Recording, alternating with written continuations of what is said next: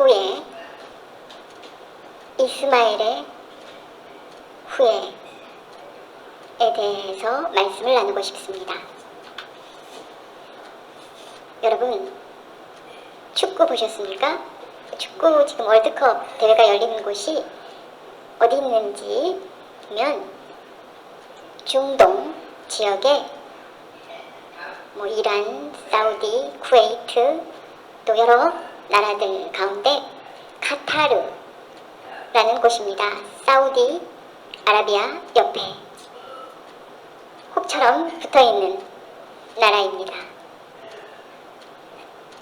사우디 옆에 붙어있는 카타르를 확대하면 이런 모습이고, 그 중에 로하라는 곳에서, 도하라는 곳에서 축구를 하고 있습니다. 장소를 그 도하에서 하는 그 축구 열리는 장소입니다. 월드컵 대회. 카타르 나라의 크기를 우리나라와 비교해보면 10분의 1 정도입니다. 작은 나라입니다. 한국이 10이라면 카타르는 하나 정도 되는 크기입니다. 그런데 그렇게 작은 나라지만 무시할 수 없습니다. 왜냐하면 굉장히 부유한 나라입니다.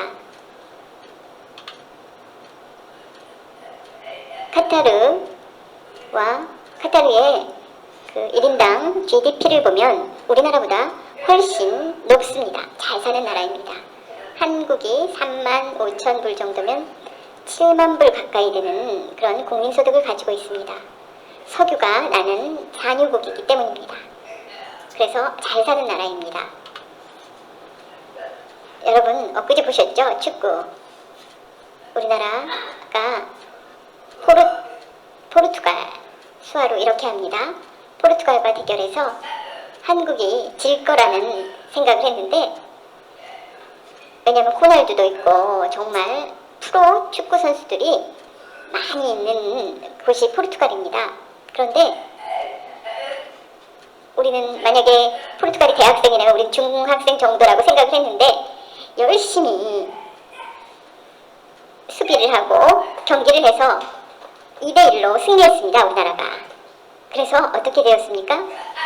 아이고 정말로 16강에 다행스럽게도 올라가게 되었습니다. 참 기쁘죠? 막 사람들이 울었습니다. 한국 사람들이 응원하면서 대한민국을 부르면서 박수를 치면서 응원했습니다. 정말 자랑스럽습니다. 그것은 우리가 하면 된다는 것입니다. 안 돼, 못해. 부정적인 생각을 바꿔서 안 돼도 해보자. 경험이 없어 안 돼가 아니라 해보자. 그래서 꿈을 이루었습니다. 축구뿐만이 아닙니다. 우리 삶이 똑같습니다.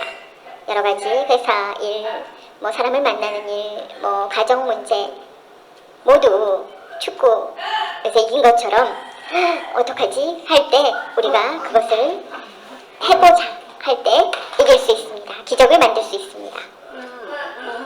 16강에 32나라 중에 32나라 중에 아시아 쪽에서 3나라가 올라갔습니다. 이란은 탈락했습니다. 16강에 탈락했습니다. 그런데 이란이 탈락했다고 즐거워하는 사람이 있었습니다. 정말 이상합니다. 지면 얼굴이 우울해야 되는데 그 친구가 16강에 탈락한 것에 대해서 기뻐했습니다. 군인이 이 사람을 총살했다고 합니다. 계속해서 이란이 여성 차별이 너무 심합니다. 그래서 도시에서 집회를 했습니다. 여성에게 자유를 달라. 왜 차별을 하는가에 대해서 항의 데모를 해도 정부에서 무조건 그 사람들을 잡아가고 죽이고 했기 때문에 이기는 것보다 지는 것이 낫다고. 그래서 정부의 반성을 촉구하며 이런 모습을 취했습니다. 그랬더니 이 사람을 총살했다고 합니다. 다시 한번 자유가 없는 그 나라에 대해서 우리가 깨닫게 됩니다. 정말로 불쌍한 나라입니다. 우리나라 관계없는 것이 아니라 세계는 한 가족입니다. 마음이 아픕니다. 이 나라를 위해서 기도하시기 바랍니다. 그래서 오늘 왜 설교 중에 축구 얘기를 하는가? 지난주에도 했는데 그것은 그 지역에 대한 중요한 이야기가 있기 때문입니다. 이란은 중동 지역에 있는 나라입니다. 그 주변 나라는 굉장히 어려운 나라입니다. 그래서 그 나라에 대해서 우리가 알아볼 필요가 있습니다. 이란은 이슬람 국가입니다. 이슬람교를 믿는 사람들의 수가 18억입니다. 18억. 굉장히 많은 수가 이슬람교를 믿고 있습니다. 기독교보다 더 많은 숫자입니다. 그 가운데 가장 중동의 사우디, 이란, 이라크, 쿠웨이트 등 그런 이슬람 국가들 가운데 이슬람교를 믿는 사람들이 98%가 된다고 합니다. 2, 3%만이 다른 종교를 가지고 있습니다. 그것은 100%에 가까운 것입니다. 모든 사람들이 이슬람교를 믿는 것입니다. 그렇기 때문에 선교의 자유가 없습니다. 굉장히 큰 선교에 굉장히 어려움이 많습니다. 역사적 진실,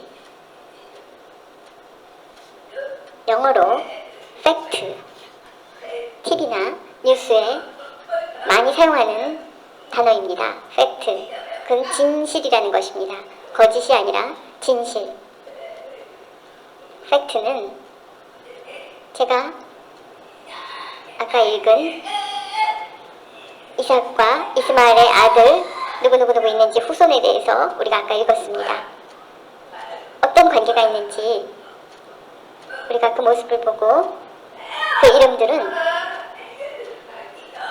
진짜 그런 이름들이 나온 것은 정말 그 당시에 정말 그런 일이 있었다는 것을 팩트라는 것을 이야기해 주는 것입니다. 이름이 빠짐없이 적혀 있는 것은 거짓이 아니라는 것입니다. 그렇기 때문에 이슬람은 무엇과 관계 있는가? 아브라함과 관계가 있습니다. 오늘 중동 지역 이슬람 국가들의 정말 그 이슬람 종교가 세계에 퍼지고 있는데 그것은 아브라함의 실수 때문입니다. 아브라함의 3가지 실수 때문에 그 후손들이 갈등을 겪고 고난을 당하고 있습니다. 그것에 대해서 자세히 설명하겠습니다. 여러분, 아브라함을 보면 대단한 사람이라고 생각합니다. 와, 정말 대단한 사람입니다. 하나님께 충성된 또 순종을 잘한 사람입니다. 75세에 하나님께서 하나님을 사모하는 아브라함을 부르셨습니다. 내 집을 떠나라. 내가 계획하고 준비된 곳으로 가라고 명하셨습니다. 그 말씀에 순종했습니다. 순종을 잘한 아브라함입니다. 그리고 그 삶은 정말로 위대한 삶입니다. 그런 순종과 위대함만이 아니라 조카 롯에게 양보하고 조카가 잡혀갔을 때에 또 집에서 많은 사람을 데리고 롯을 구해내기도 했습니다. 결국 100세에 하나님께서 아들을 선물로 주시고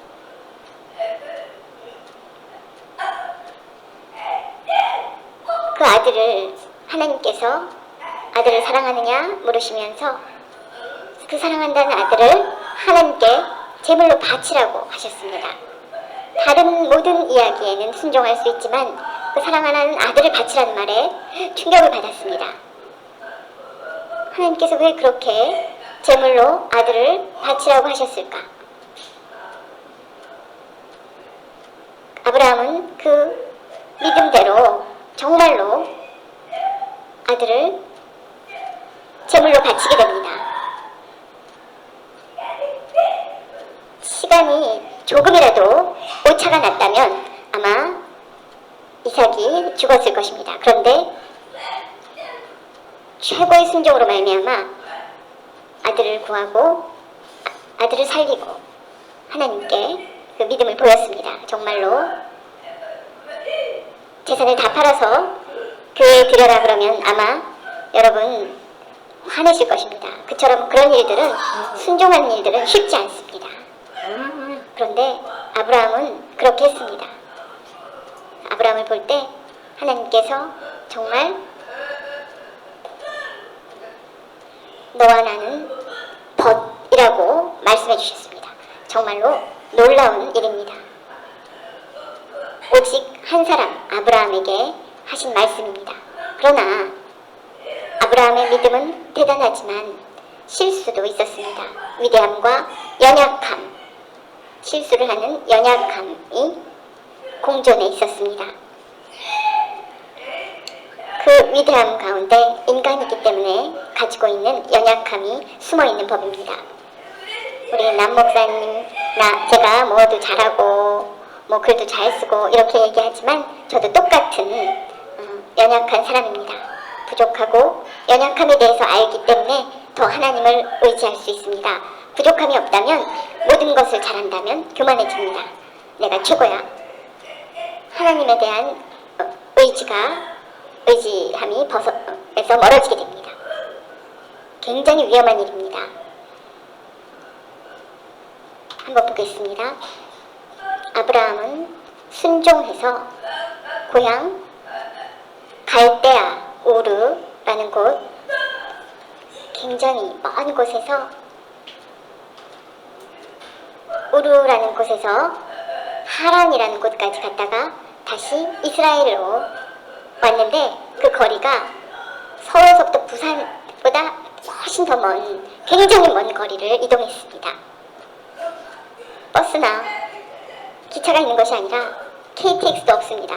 걸어서 낙타를 타고 양을 끌고, 생각해 보십시오. 정말로 엄청난 인내가 필요한 길이었습니다. 아브라함은 모든 것을 잘 해냈지만 우리가 한번 그 실수에 대해서 살펴보겠습니다. 첫 번째 실수는 하나님 말씀 읽어보겠습니다. 창세기 12장 10절 말씀. 그 땅에 기근이 들었으므로 아브라함이 애굽에 거류하려고 그리로 내려갔으니 이는 그 땅에 기근이 심하였습니다. 아멘. 아브라함이 결혼해서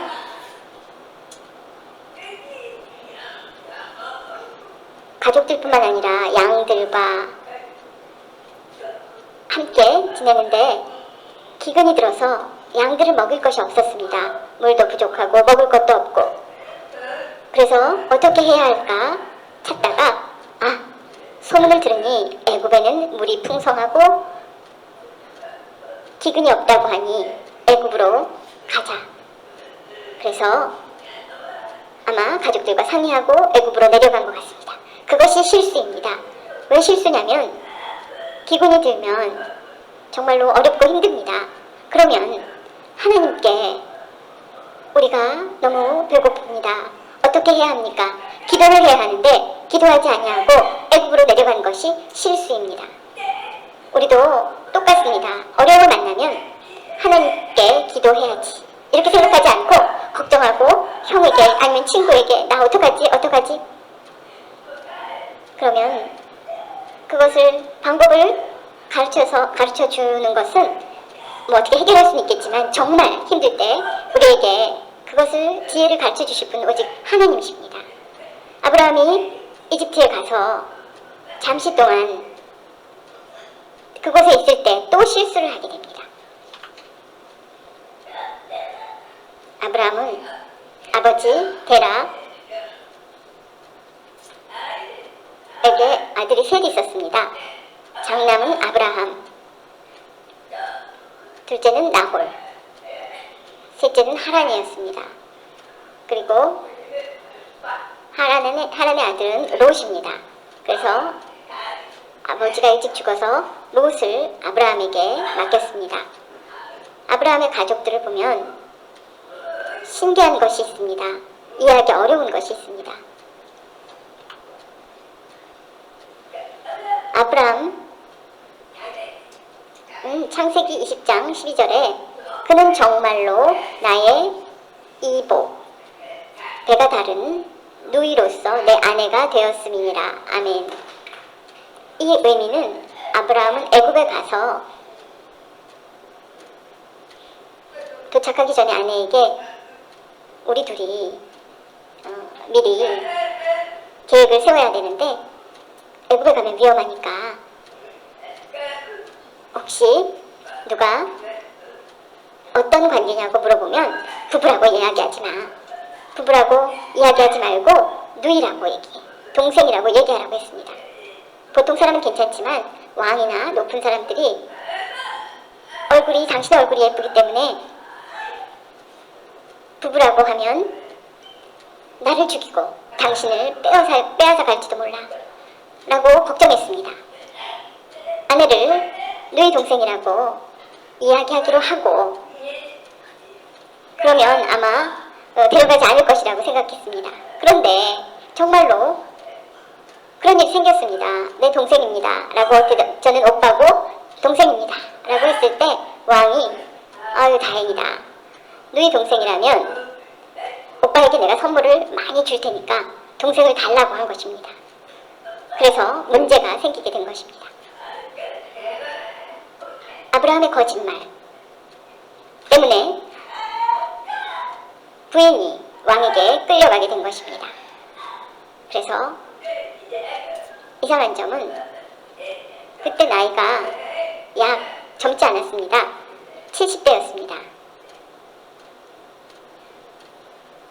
그렇다면 아내의 나이도 젊지 않을 텐데 계속 아름다움을 유지할 수 있었을까요?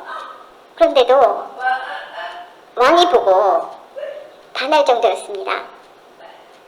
그래서 왕이 부인으로 삼고 싶었습니다. 그런데 하나님께서 노하셔서 왕의 꿈속에 나타나셨습니다. 결혼한 여자를 아내로 삼으려 하느냐고 야단치셨습니다. 결국 그 누이를 불러와서 아브라함의 누이를 불러와서 물어보니 저는 저의 남편입니다라고 고백하게 됩니다. 왕이 화가 났습니다. 그래서 아브라함을 불렀습니다. 나에게 거짓말을 하다니. 아내라고 하면 아내를 데려갈까봐. 그러나 이미 아브라함은 선물을 받았습니다. 아내를 데려가는 조건으로. 그런데 왕이 내가 벌을 받을 뻔했기 때문에 그냥 가라고 했습니다. 오히려 아내 때문에 많은 선물을 받고 아내를 되찾고 이집트에서 쫓겨나게 됩니다. 그때 많은 선물을 가지고 돌아옵니다. 그러나 오늘 읽은 말씀처럼 아내는 이복 누이였습니다. 우리들 가운데 이복 형제들이 있습니다. 아버지는 하나고 어머니가 둘입니다. 데라는 결혼해서 아들 셋을 낳았지만 아내가 죽거나 첩을 두어서 또 결혼을 해서 사라를 낳았던 것입니다. 그리고 예전에는 사람들이 많지 않았기 때문에 친족들 간의 결혼이 많았습니다. 지금은 그런 일이 없지만 예전에는 친족들 간의 결혼이 많았기 때문에 배다른 누이인 사라와 결혼을 한 것입니다. 그러니까 내 누이입니다 라고 얘기한 것이 꼭 거짓말은 아니었던 것입니다. 아브라함은 또 그런 거짓말을 또 한 번 하게 됩니다. 아브라함의 되풀이하는 거짓말. 애굽에서 창세기 12장에 이야기가 있고, 두 번째는 그랄에서 똑같은 일을 하게 됩니다. 창세기를 읽어보면 재미있습니다. 그랄은 블레셋, 이스라엘 옆에 블레셋이라는 곳입니다. 지역입니다. 10년 후에 또 기근이 생겨서 어떻게 할까 하다가 아비멜렉이라는 왕을 그랄에서 만나게 됩니다. 또 아내가 아름답기 때문에 아내를 또 누이라고 하고 또 왕에게 선물을 받습니다. 그날 밤 동침하는 것이 아니라 또 자다가 왕의 꿈속에 또 하나님 나타나셔서 그것을 못하게 합니다. 아내로 삼지 못하게 합니다. 똑같이 애굽에서처럼 왕에게 거짓말한 것이 발각이 되고 아브라함은 또 다시 사과하고 하나님이 나한테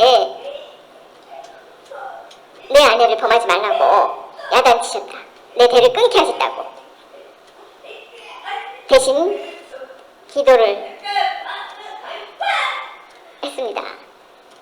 하나님께서 그 대를 끊지 않게 하셨습니다. 아브라함의 기도로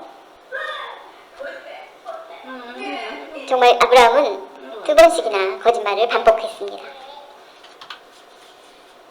창세기 20장 12절 말씀. 그가 애굽에 가까이 이르렀을 때에 그의 아내 사레에게 말하되 내가 알기에 그대는 아리따운 여인이라.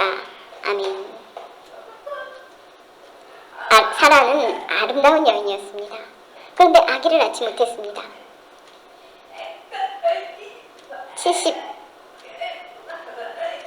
10년 후라면 아마 이집트에서 70이라면 그랄에서 80 정도 되는 나이였을 텐데 여전히 미모를 간직하고 있었습니다. 아브라함과 사라는 오빠 부부 원조? 지금 요즘 부부들이 남편을 오빠라고 부릅니다.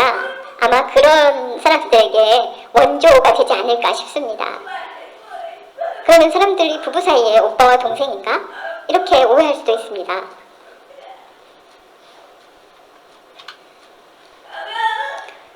아브라함은 거짓말을 했지만 그때마다 큰 재물을 얻게 됩니다. 창세기 12장 16절. 이에 바로가 그로 말미암아 아브라함을 후대함으로 정말로 아주 좋게 대했습니다. 그래서 아브라함이 양과 소와 노비와 암수 나귀와 낙타를 얻었더라. 아멘. 앞으로 여러분 이런 것을 배우면 안 됩니다. 절대로 안 됩니다. 아브라함은 거짓말한 잘못을 했지만 여러 가지 재물을 얻고 부자가 되었습니다. 두 번째는 유태교와 이슬람의 특징.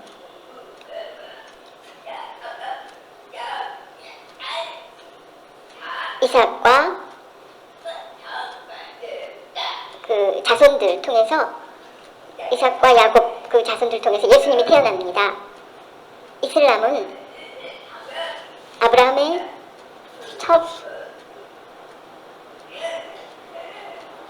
사이에서 난 이스마엘을 통해서 난 자녀들이 이슬람이 됩니다.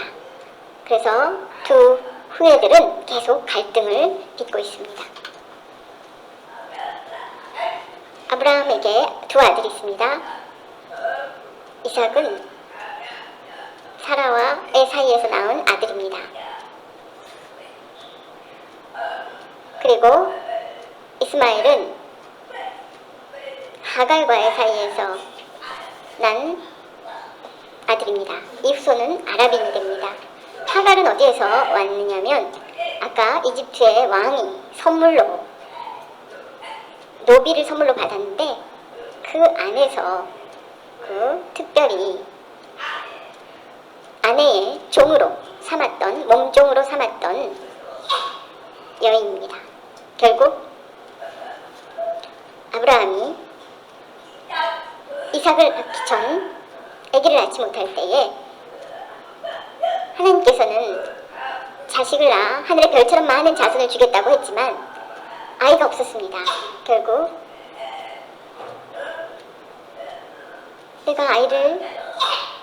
아내가 나는 나이가 많으니까 당신은 아들을 기다리니 내 몸종 하가를 데리고 가라고 아내가 이야기합니다. 아브라함 입장에서 안 돼. 하나님께서 내게 말씀하셨어. 이렇게 얘기하면 좋았는데 아내의 말을 듣고 그렇게 해볼까? 이렇게 한 것입니다. 그래서 하갈이 임신을 해서 이스마엘을 얻게 됩니다. 후에 시간이 흐른 후에 아브라함 100세 때 하나님께서 약속을 이루어 주셔서 이삭을 낳게 됩니다. 이스마엘과 이삭의 나이 차이는 13살입니다. 아들 낳아서 기뻤지만 이스마엘이 볼 때에는 질투가 났습니다. 그래서 이삭을 때렸습니다. 배가 다른 동생을 보고 질투가 났습니다. 아버지의 사랑을 받는 모습을 보니 특별히 이삭에 대한 사랑이 지나쳤기 때문에 질투 때문에 사람들이 없을 때 이삭을 쥐어박았습니다. 이삭이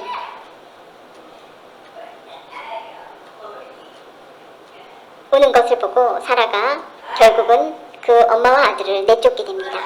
그래서 그 이스마엘의 자손들이 아랍인이 됩니다. 아브라함의 후손은 맞습니다. 그러나 하나님께서도 그들을 돌보신다고 약속하셨습니다.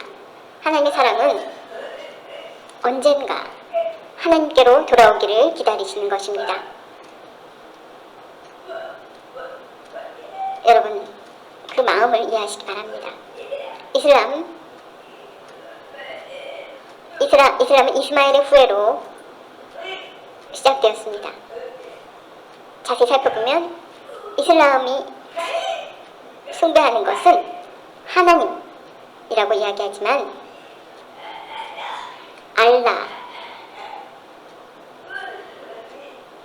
알라라고 그들의 신을 부르는데 태양과 비슷한 저런 형태의 신입니다. 하나님과는 다릅니다. 또 이스마엘의 후손이라고 얘기하는 무함마드, 전에는 마호메트라고 많이 사용했는데 지금은 그 나라 말을 사용해서 무함마드라고 부릅니다. 이슬람의 창시자라고 이야기하고 있습니다.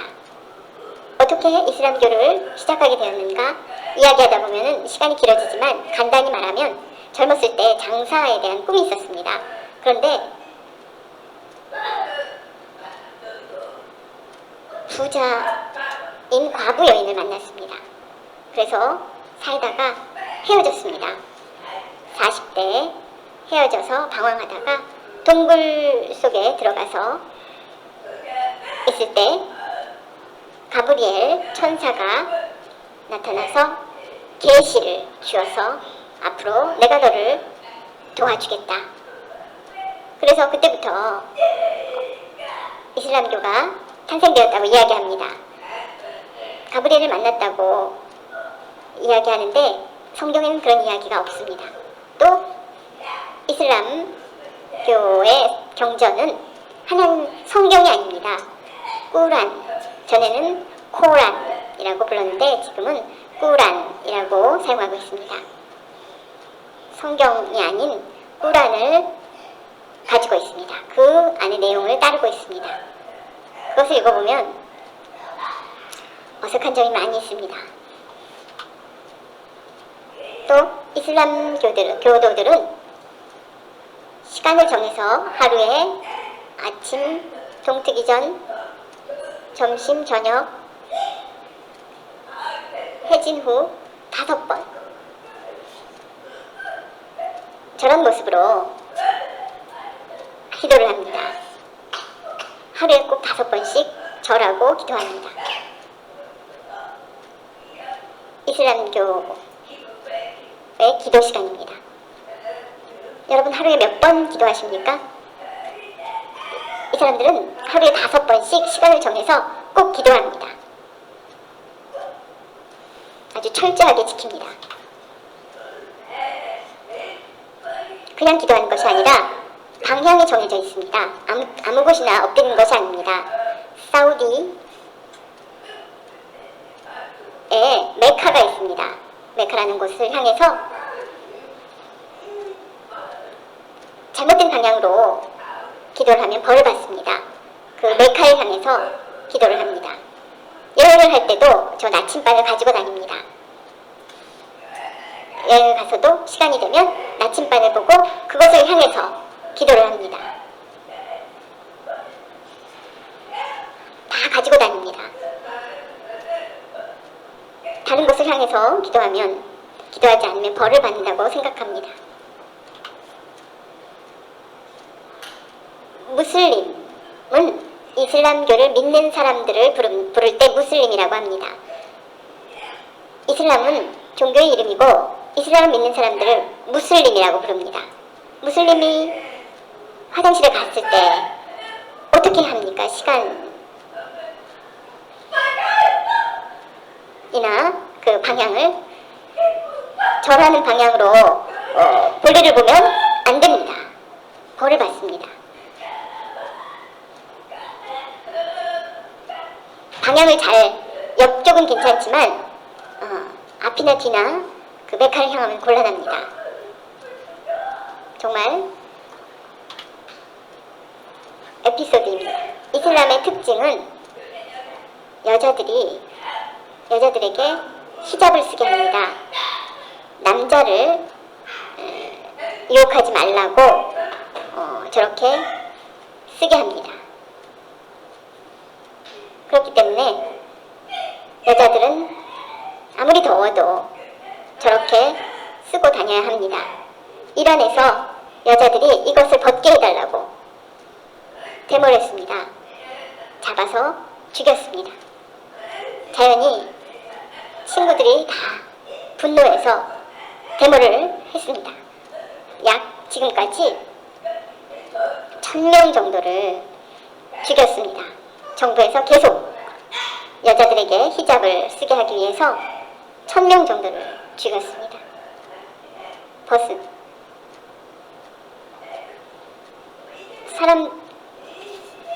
사람들 가운데는 여자들이 이것을 벗어도 괜찮다고 생각하는 사람들이 있기 때문에 서로 갈등을 일으키고 있습니다.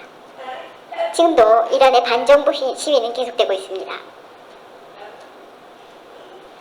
이슬람 나라의 여자들은 굉장히 억압된 상황에서 살고 있습니다.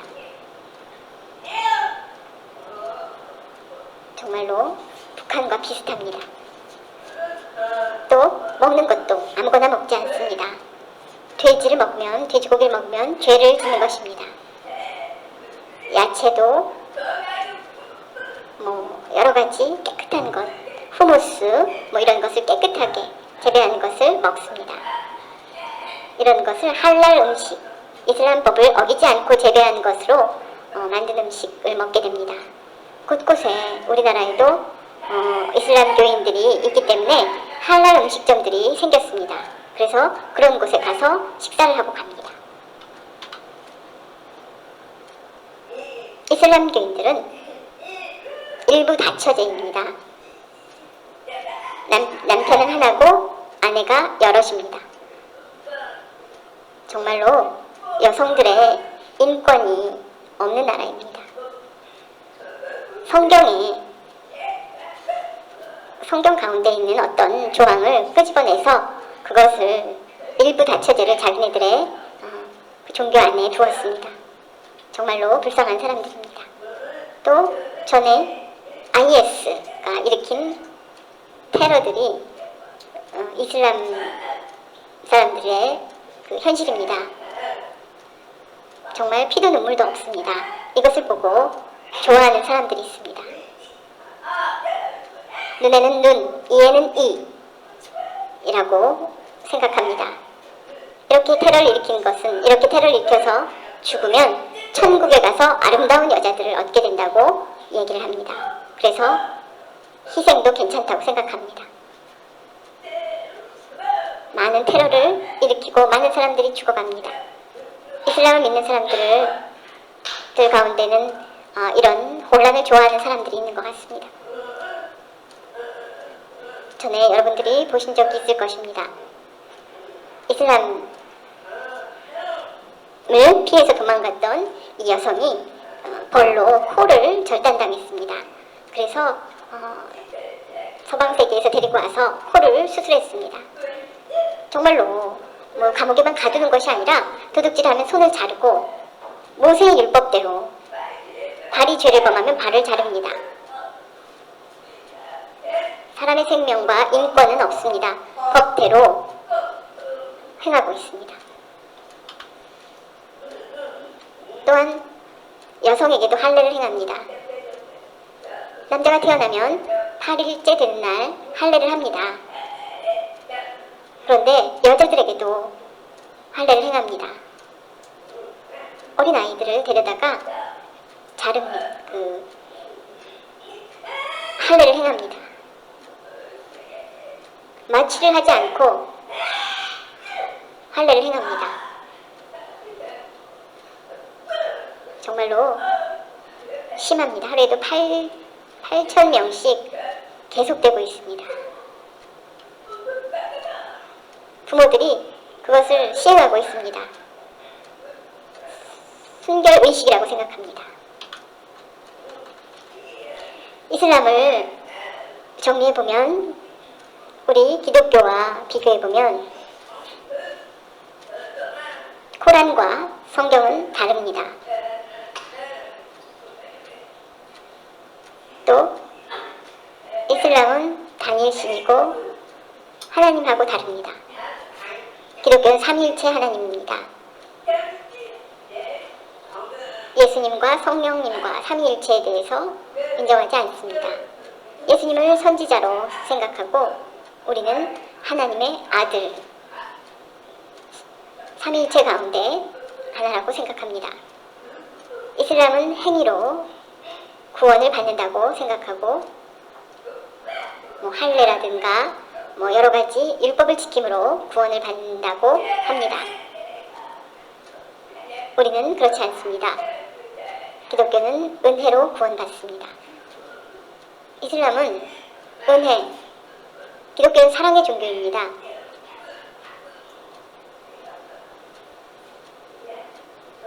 이슬람은 증오의 종교입니다. 우리는 사랑을 베풉니다. 이슬람은 폭력, 전쟁을 부추깁니다. 기독교는 영적 전쟁을 필요로 합니다. 이슬람은 일부 다처제입니다. 기독교는 일부 일처입니다. 자세히 보면 이단입니다. 이들은 잘 기억하시기 바랍니다. 마지막으로 세 번째, 이슬람 포교의 문제점. 아주 문제가 큽니다. 아까 제가 말씀드린 것처럼 18억이나 되는 이슬람을 믿는 사람들이 있습니다. 우리나라는 없는 것 같습니까? 아닙니다. 우리나라에도 많은 사람들이 있습니다. 이슬람 종교에 대해서 학교 선생님들이 가르치는데 우리 이슬람이 평화의 종교라고 가르칩니다. 진실이 아닙니다. 굉장히 위험한 가르침입니다. 우리나라의 이슬람 포교 현황을 보면 이란이나 쿠웨이트, 파키스탄, 방글라데시, 또 인도네시아, 말레이시아 이런 사람들이 우리나라에 와서 일을 하는 사람들이 많은데 이슬람 교도들입니다. 한국에 20만 명 정도 들어와서 결혼을 해서 6만 정도가 결혼해서 살고 있는데 그러다 보니 26만 명 정도의 무슬림이 있고 사원은 23곳, 기도처는 인천공항 안에도 있습니다. 이슬람 교도들이 공항 안에 있을 때 기도할 곳이 필요해서 그런 곳에도 있습니다. 그래서 전국에 221곳에 기도처가 있습니다. 우리나라의 이슬람 종교가 지금 계속 전파되고 있는 중입니다. 이슬람에 대해서 우리가 자세히 보면 굉장히 무서운데 이렇게 잘 모르고 쫓아가는 사람들이 많이 있습니다. 이미 나중에는 그 결혼한 후에 이 종교를 끊을 수가 없습니다. 법대로 죽일 수도 있고 굉장히 위험한 종교입니다. 한남동에 있는 이슬람 사원의 모습입니다. 사람들이 점점 늘어나고 있습니다. 전국에. 우리나라 아가씨들이 이슬람 교도들과 결혼을 하게 돼서 6만 명이나 한국 여자들 가운데서 이슬람을 믿는 사람들이 생기게 됩니다. 어느 한국 아가씨가 여행 가운데에 이슬람을 믿는 남자를 만났습니다. 뭐 이란이나 뭐 어디 중동에서 왔습니다 라고 이야기를 하는데 한국말을 아주 잘한 청년이었습니다. 얼굴 보면 잘생긴 사람들이 많습니다. 중동에 그 사람들이 미남이 많습니다. 눈도 크고 수염도 나고 얼굴이 멋있는 사람들이 많습니다. 여자에게 접근해서 인사하고 웃는 그 모습을 보니 살인 미소를 띠고 있는 남자가 자기를 보고 같이 교제하자고 하니 낯선 사람이었지만 괜찮은데 교제해볼까? 그런데 정말 아내를 그 여자를 잘 대합니다. 아직 결혼을 안 한 중고등학교 선생님이었는데 중등학교 교사가 이 청년을 만나서 고민에 빠졌습니다. 결혼을 하자고 하는 것입니다. 고민했습니다. 할까 말까. 그런데 이 선생님이 생각했습니다. 생각해 보겠습니다. 또 교회 목사님을 만나서 생각해 보겠습니다. 이제 생각해 보겠다고만 하고 이제 목사님을 만났습니다. 말은 안 하고 이제 목사님을 만나서 이런 일이 있었는데 어떻게 할까요? 한 몇 달 전에 만났습니다. 이슬람 사원에 갔다 왔느냐고 물어봅니다. 여러 가지 목사님이 걱정이 됐습니다. 사랑이 깊어지면 헤어지기가 어렵습니다. 그러나 아직 다행히 그렇게 심각한 상태는 아니기 때문에 목사님께서 이제 이슬람에 대해서 설명을 했습니다. 뭐 여러 가지 그런 이슬람의 종교에 대해서 설명을 했습니다. 그래서 결국은 포기를 했습니다. 정말 그 남자로부터 벗어났습니다. 정말 다행히. 그렇게 아가씨들에게 접근하는 이슬람 청년들이 많습니다. 결혼해달라고. 그런데 다행인 것은 농아인들은 아직 결혼한 사람을 본 적이 없는 것 같은데 그쪽에서 수화를 잘해가지고 우리 한국 여자 농인들에게 친구로 사귀자 그러고 그러는 사람들이 지금 있는데 아직까지 결혼을 한 사람이 있는지 잘 모르겠습니다. 그러나 굉장히 조심해야 합니다. 또 여러분의 자녀들도 조심시켜야 합니다. 사랑에 빠졌다가 억지로 헤어지게 하면 큰 문제가 생길지도 모릅니다. 아브라함의 실수 때문에 그 실수는 가벼운 것이 아니었습니다. 이슬람과 유대인들의 종교 전쟁을 보십시오. 그 자녀들이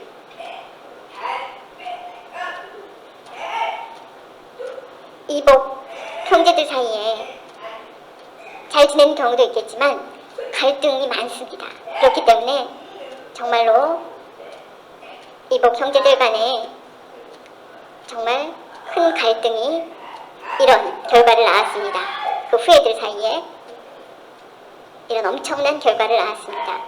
실수 하나 괜찮아 이렇게 생각할 수 있는 것이 아닙니다. 늘 정결한 삶이 우리에게 필요합니다. 주님 오실 날이 얼마 남지 않았습니다. 정말로 마귀가 우리 뒤에서 계속 우리를 유혹에 빠지게 합니다. 우리가 정말로 배고픈 사자처럼 우리를 삼키려고 하는 그런 모습, 우리 정말 정신 차려서 영적 전쟁에서 승리할 수 있어야 합니다. 그래서 하나님께 영광 돌리실 줄 믿습니다. 하나님 아버지 은혜와 사랑에 감사드립니다. 오늘 아브라함의 아들 이삭과 이스마엘의 후예들, 지금까지 그 모습 우리가 배울 수 있는 귀한 시간 주셔서 감사드립니다. 하나님, 저희들도 그런 모습을 보면서 기도가 필요합니다. 믿음의 선한 싸움을 위해서 마지막까지 정신 차리고 하나님 말씀대로 살아갈 수 있는 힘과 능력을 허락하여 주시옵소서. 예수님의 이름으로 기도합니다. 아멘. 모두 일어나셔서 찬송가 515장 찬송하시겠습니다.